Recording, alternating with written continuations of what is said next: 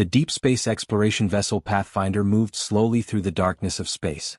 Commander Jaiwoo Kim stood on the bridge, looking at the screen in front of her. What she saw made no sense. 3 entire star systems filled with massive structures. Buildings bigger than Earth's largest cities. Technology that looked decades ahead of anything humans had created. But everything was empty. Silent. Dead. Commander, Lieutenant Miho said from his station. I've been scanning these structures for 2 hours. There's nobody here. Not a single life form. How long have they been abandoned? Jaiwoo asked. Maybe 30 or 40 years. But that's the strange part. The technology is still working. The power systems are active. It's like everyone just left one day and never came back. Ensign Hannah worked at her computer, searching through databases. Suddenly she stopped. Her face went pale. Commander, I found something. These structures, they belong to the Vorath Collective. The bridge went quiet. Everyone knew that name, even though most people only heard whispers about them. The Vorath were legendary. Terrifying. They had conquered hundreds of worlds across the galaxy. Pull up everything we have on them, Jaiwoo ordered. Information appeared on the main screen. The Vorath had been one of the most powerful civilizations in the galaxy. For over 1,000 years they expanded across space, taking over world after world. They didn't just defeat other species. They completely erased them. 216 different alien species had fallen to the Vorath. Their empire covered 40 sectors of space. But all this says were and had been, Miho noticed. What happened to them? The records just stop, Hannah said, scrolling through data. About 30 years ago, everything about the Vorath just ends. No more reports. No more sightings. Nothing. Jaiwoo made a decision. Prepare a landing team. I want to go down there and see these structures up close. There has to be some record of what happened. 6 hours later, Jaiwoo walked through the alien city with 5 crew members. The buildings towered above them, made of materials they couldn't identify. Everything was dark but still working. Their footsteps echoed through empty corridors. Lieutenant Taewon led them to what looked like a control center. Commander, I think I found their main computer system. It took 3 hours, but they finally accessed the database. What they found made Jaiwoo's blood run cold. The Vorath had kept detailed records of every species they conquered. Each entry listed the species' name, their home world, how many of them died, and how long it took to destroy them completely. Some species lasted weeks. Others only days. But near the end of the list was something different. Look at this, Taewon said, pointing at the screen. This entry is incomplete. It says, Humans Conquest Initiated Status. Incomplete. They came after us? Miho asked in shock. Hannah pulled up more files. According to this, the Vorath declared war on humanity about 35 years ago. They sent their invasion fleets toward Earth and the human colonies. The early reports say they expected an easy victory. Humans were young, not very advanced, and spread across only a few worlds. But they failed? Jaiwoo said. The records just stop, Hannah replied. The last entries talk about attacking human colonies. They mention the human problem. Then nothing. Everything after that is blank. Jaiwoo looked at her team. The Vorath attacked humanity. Then the entire Vorath civilization disappeared. You don't think that humanity destroyed them? Taewon finished her thought. How could we? They were so much more powerful than us. But Jaiwoo remembered something her grandfather once told her. He had been a soldier during some kind of war when he was young. A war he never talked about. A war that happened about 30 years ago. We need to contact the Galactic Council, Jaiwoo said. If the Vorath came for humanity and then vanished, someone out there must know what really happened. She looked around at the massive empty city. Somewhere in this silence was the answer to a terrifying question. What happened when the Vorath tried to destroy humanity? And what did humans do in response? Nexus Station floated in space like a giant ring bigger than most moons. This was where aliens from across the galaxy met to talk and make decisions.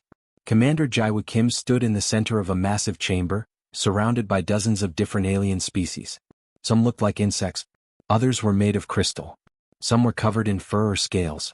All of them were staring at her. Jaiwoo had just finished showing them pictures of the abandoned Vorath cities. She explained what her team had found. The invasion plans. The incomplete conquest. The mysterious disappearance. Nobody spoke. The silence felt heavy and uncomfortable. Finally, a tall insect-like alien named Ambassador Thelverus stood up. His many eyes looked at Jaiwoo with an expression she couldn't read. Fear? Respect? Maybe both.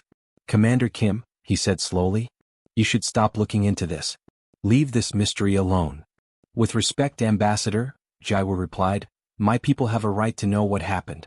The Vorith tried to wipe us out. Then they vanished. We deserve answers. Another alien made of shimmering crystal and called Soren spoke next. You don't understand, human. Some things are better left unknown. Jaiwu felt anger rising in her chest. Then help me understand. Tell me what you know. The aliens looked at each other. Something passed between them. A shared secret. A shared fear. After a long moment, Thelverus nodded slowly. Very well, he said. But understand that even we don't have all the answers. He pressed something and a hologram appeared in the center of the room. It showed a timeline with dates and images. 35 years ago, the Vorith Collective was the most powerful empire in this part of the galaxy. They had destroyed over 200 species. When they found humanity, they saw easy prey. You were young, barely exploring beyond your own star system. You had no chance against them.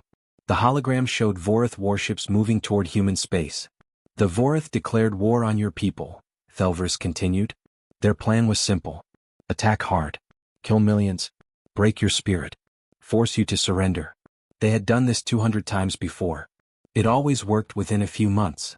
But it didn't work with us, Jaiwu said quietly. No, Soren's crystal body flashed with what might have been nervousness. We all expected humanity to fall within weeks.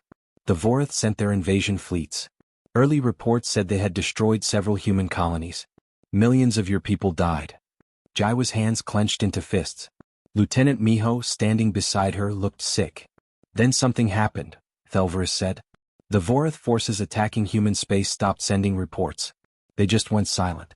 We thought maybe they were busy with the invasion. But 6 months passed. Then a year. Nothing. No reports. No communication. Within 2 years, Soren added, the entire Vorith Collective went silent. All of them. Across 40 sectors of space. Hundreds of worlds. Thousands of space stations. Billions of Vorith. Just gone. We sent investigation teams, Thelverus explained. We found exactly what you found, Commander. Empty cities. Working technology. But no Vorith. No bodies. No signs of what happened. It was as if the entire species just vanished into thin air. Miho couldn't stay quiet anymore. Are you saying humanity did this? That we destroyed an entire civilization that was far more powerful than us? The silence that followed was the answer. We asked your government at the time, Soren said. They told us they had defended themselves against the Vorith attack. But they claimed they knew nothing about the Vorith disappearance. They seemed as confused as we were. Did you believe them? Jaiwu asked. No, Thelverus admitted. But what could we do? Investigate a species that had somehow eliminated the most powerful empire in the galaxy? We were terrified, Commander. Terrified of what you might have done. Terrified of what you might do to us if we pushed too hard. Another alien older than the others spoke for the first time. Commander Kim, in the 30 years since the Vorith vanished, do you know how many species have attacked humanity? How many? Jaiwu asked. 0. Not a single one. Because everyone in this galaxy asks themselves the same question. What happened to the Vorith? And nobody wants to find out by making the same mistake. Thelverus leaned forward. The mystery serves a purpose, Commander. Fear of the unknown is sometimes better than fear of the known. Every species in this galaxy is peaceful toward humanity because they wonder what you did to the Vorith. Do you really want to answer that question? Commander Jaiwu Kim ignored the Galactic Council's warning. She needed to know the truth. The Pathfinder followed the path the Vorith invasion fleet had taken 35 years ago, moving backward from deep space toward human territory. Over 3 weeks, they visited 12 different Vorith military bases. Each one told part of a story. A dark story that got worse with every stop. The first base was far from human space. Lieutenant Taewon and his team walked through empty hallways and abandoned rooms. Everything looks organized here, he reported to Jaiwu. They packed up and left in an orderly way. Took all their important equipment with them. The second base showed more mess. Supplies were left behind. Some equipment was broken. It looked like they left in a hurry. By the fifth base, something had changed completely. Commander, you need to see this. Ensign Hannah's voice shook as she spoke from the planet's surface. This was a command center. They built defensive walls, but they built them facing inward, not outward. Jaiwu stared at the images on her screen. Heavy barriers blocked the corridors inside the base. Weapons pointed at their own rooms. What were they defending against? Why would they fortify against something inside their own base? Lieutenant Yuna, who specialized in alien languages, worked on the damaged computers they found. After hours of effort, she recovered some military reports. Her hands trembled as she read them aloud. Day 47 of the invasion. We attacked 3 human colony worlds. 15 million humans killed. We expect they will surrender soon. Day 52. The humans are not surrendering. They keep fighting. We need more soldiers. Day 68. Human attacks are getting stronger. They don't fight like other species. They don't follow rules of war. They use any method to win. Our losses are higher than expected. Day 89. We need help immediately. The humans are using psychological warfare. They captured some of our soldiers and, what they did to them, they broadcast videos of it to all our troops. Many of our soldiers are too scared to fight now. They want to go home. Yuna's voice dropped to a whisper as she read the next entry. Day 103. They are hunting us. How are they tracking us? Our ships are faster than theirs. Our technology is better. But somehow they always find us. They follow us everywhere. It feels like we are prey and they are predators. The reports became more desperate. The Vorith wrote about human weapons they had never seen before. Tiny machines called nanobots that destroyed ships from the inside. Computer viruses that took over Vorith systems. Missiles that chased Vorith vessels across multiple star systems and never gave up. But the weapons weren't the worst part. It was what the humans said to them. Day 127. The humans broke into our communication network. They sent a message to every Vorith ship in every Vorith world. The message said, "We will not stop. We will not negotiate. We will not accept surrender. We will find every last one of you. No matter where you hide. No matter how far you run. We are coming." Miho looked up from his console, his face pale. They terrorized them. The same way the Vorith terrorized other species. The final base they investigated was enormous. A fortress world right on the edge of human space. This was where the Vorith had gathered their main invasion army. 500,000 soldiers had been stationed here. Life signs? Jaiwu asked as they entered orbit. None, Miho confirmed. But Commander, I'm detecting massive damage. There was a huge battle here. The landing team found evidence of fighting everywhere. Burn marks on walls. Destroyed equipment. But something was strange. All the weapons damage came from Vorith guns, not human ones. Were they fighting each other? Taewon asked, confused. In the command center, Hannah discovered a final recording. It was still playing on repeat as if waiting for someone to find it. A Vorith commander appeared in the hologram. He looked exhausted and terrified. We tried to surrender, the Vorith commander said, his voice breaking. We sent messages on every channel we could find. The humans refused to answer. They told us this is what happens to species who kill their children. They told us exactly what they planned to do. Hunt us across the entire galaxy. Find every Vorith. On every world. In every hiding place. They said they would never stop. Never forgive. Never forget. The commander looked directly at the camera. My soldiers are going insane with fear. Some have killed themselves rather than wait for the humans to arrive. Others are fighting each other, blaming everyone for our situation. We unleashed something we don't understand. The humans aren't just attacking us with ships. They are everywhere. In our computers. In our communications. In our minds. They created weapons we cannot see or fight. We thought we were apex predators. We were wrong. So very wrong. The recording ended in static. Jaiwu sat in silence. Her people had done this. When pushed to the edge of extinction, humanity had become something terrifying. Commander Jaiwu Kim walked through the cold underground halls deep beneath the surface of Earth's moon. This was the United Earth Military Archive, where the government kept its most secret files. Lieutenant Miho walked beside her, both of them quiet and nervous. They entered a small private room. An old man sat waiting for them. Admiral Donghyun Webb was 73 years old now, retired for 10 years. But his eyes were still sharp and alert. He looked like a man who had seen terrible things and learned to live with them. Commander Kim, he said, gesturing to the chairs. I heard you've been exploring old Vorith ruins. I suppose you want answers. Yes, sir, Jaiwu replied as she sat down. Everyone says they don't know what happened. But all the evidence points to humanity. We need to know the truth. Admiral Webb nodded slowly. We did it. Humanity is completely responsible for what happened to the Vorith. The simple honesty of his words hit Jaiwu like a punch. She had expected denials or excuses. Not this casual admission. I need to understand what we did, she said quietly.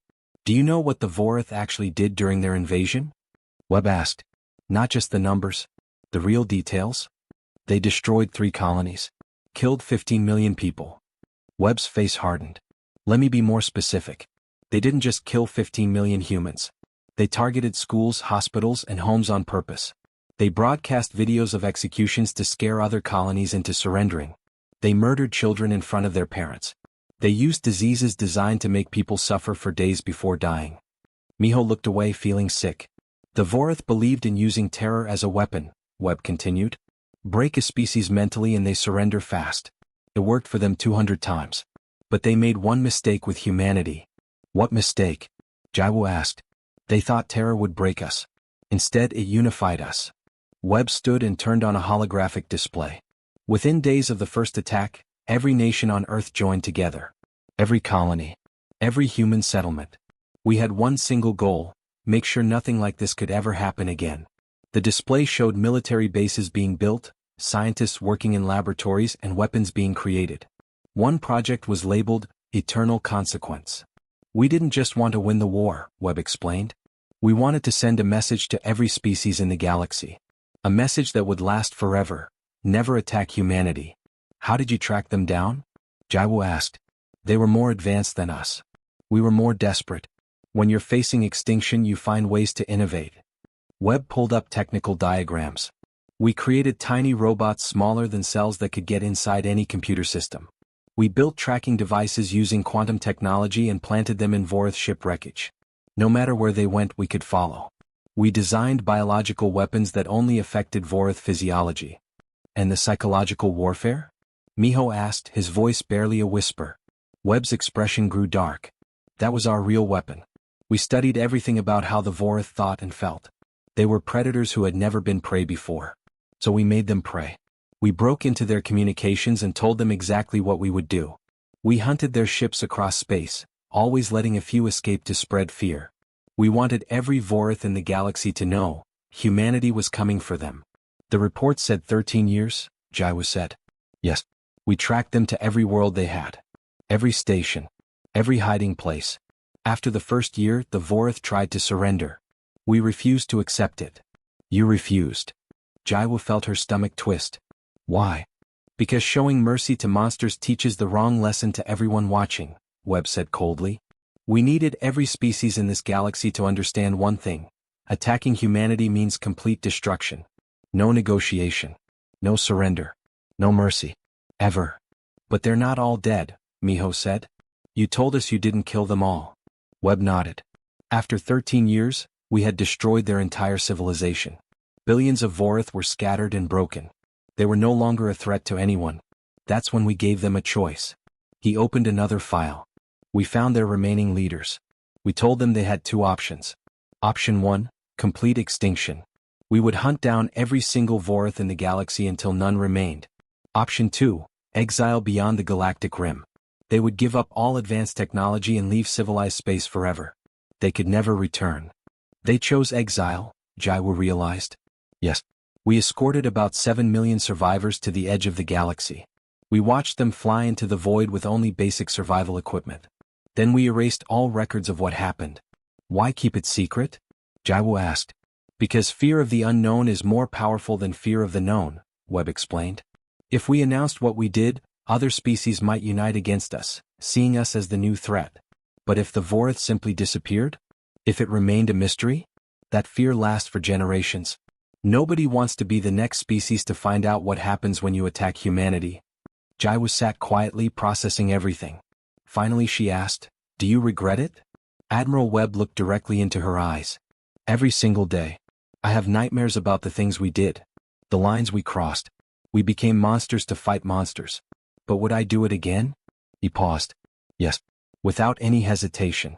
Because in 30 years since the Vorith vanished, not one species has attacked humanity. How many millions of lives has that saved? Commander Jaiwu Kim sat alone in her quarters aboard the Pathfinder, staring at the files Admiral Webb had given her. She now knew the complete truth about what humanity had done to the Vorith. The question was simple but difficult. Should she tell the galaxy? Lieutenant Miho entered her room. Commander, the Galactic Council sent another message. They're demanding our report. They want to know what we found. Of course they do, Jaiwu said quietly. They're terrified of what we might reveal. Before she could say more, Ensign Hannah's voice came through the communication system. Commander, please come to the bridge immediately. We found something in the last Vorath database. It's a message. It's addressed to future civilizations. Jaiwu and Miho rushed to the bridge. On the main screen, a Vorath transmission played. It had never been sent to anyone. The Vorath had just recorded it and left it in their computer system like a warning in a bottle. An old Vorath appeared on screen. He looked exhausted and defeated. To whoever finds our ruins and wonders what happened to us, we were the Vorath Collective. For 1,000 years, we were the apex predators of this galaxy. We conquered hundreds of species. We thought we were invincible. Then we met humanity. The Vorath Elder's voice trembled slightly. We thought humans were weak and primitive, easy to break. We massacred millions of them to show our power. This was our greatest mistake. Humans have something we never encountered before, the willingness to sacrifice everything to protect their own. They didn't just fight back. They studied us. They understood us. Then they turned all our strengths into weaknesses. They used weapons we couldn't understand. They broke into systems we thought were secure. But their greatest weapon wasn't technology. It was determination. They simply refused to stop. Ever. For any reason. The Voratha's alien features showed something that looked like shame. We tried to surrender after 1 year. They refused. We tried to flee. They followed us. For 13 years they hunted us across the galaxy with cold precision. They broke us completely. Not just our military. Our spirits. Our will to exist. When we were finally defeated they gave us a choice. Complete extinction or exile. We chose exile. But this mercy only came after they had destroyed everything we were. The Vorath looked directly at the camera, as if speaking to Jaiwu herself across 3 decades. To future civilizations, learn from our fate. Humanity may seem peaceful, even weak. Do not be fooled. When threatened, they will cross any line and bear any burden to protect their people. We thought we were monsters. We were children compared to what humanity became. They gave us mercy only to serve as this warning: never threaten their species. The cost is absolute. The message ended. Jaiwu made her decision. She opened communication to Nexus Station and within hours stood before the Galactic Council again. Dozens of alien species watched her carefully, waiting. You asked for my report about the Vorath, Jaiwu began. I'm ready to give it. Ambassador Thelverus leaned forward. You discovered the truth? Yes. Jaiwu activated her display showing images of Vorath installations and carefully selected information. The Vorath attacked humanity 35 years ago. They killed 15 million humans in their first strikes. They thought we would surrender quickly. Whispers filled the council chamber. Humanity defended itself, Jaiwu continued. The Vorath badly underestimated human determination. Over 13 years, human forces systematically dismantled the Vorath military. The Vorath Collective collapsed from within, broken by fear and defeat. What happened to the survivors? The crystal being Soren asked. They were given a choice, exile or death. They chose exile. The remaining Vorath left for regions beyond the galactic rim, abandoning all technology. They will never return. Humanity let them live? Thelverus sounded surprised. Once they were no longer a threat, yes, Jaiwu said firmly. But make no mistake. The Vorath learned an absolute lesson about attacking humanity. I'm sharing this information because you deserve the truth. But I'm also sharing it because the lesson matters. She paused, looking at each ambassador. For 30 years the mystery kept peace. Now you know the answer. Humanity can be peaceful and cooperative. We've proven that for 3 decades. But never mistake our patience for weakness. Never assume we've forgotten what we're capable of when pushed. The Vorath made that mistake. Let their fate ensure nobody else does. An elderly alien from an ancient species called the Kelverin spoke. His voice carried the weight of centuries. Commander Kim, your people carry a terrible burden. The willingness to become darkness itself to survive. But you also showed wisdom. You knew when to stop. You offered mercy when you could have chosen complete extermination. That deserves respect. Ambassador Thelverus stood. For 30 years we feared what humanity might have done. Perhaps what we should have felt was respect for what you chose not to do. 3 months later, Jaiwu stood on the observation deck watching stars drift past. Miho joined her. 12 new species requested diplomatic relations with Earth this week, he said. Trade agreements are being signed everywhere.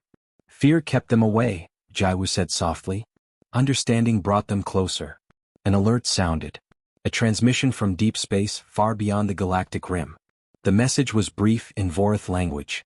The translation appeared on screen. To humanity, 30 years ago you gave us mercy when you could have given us extinction.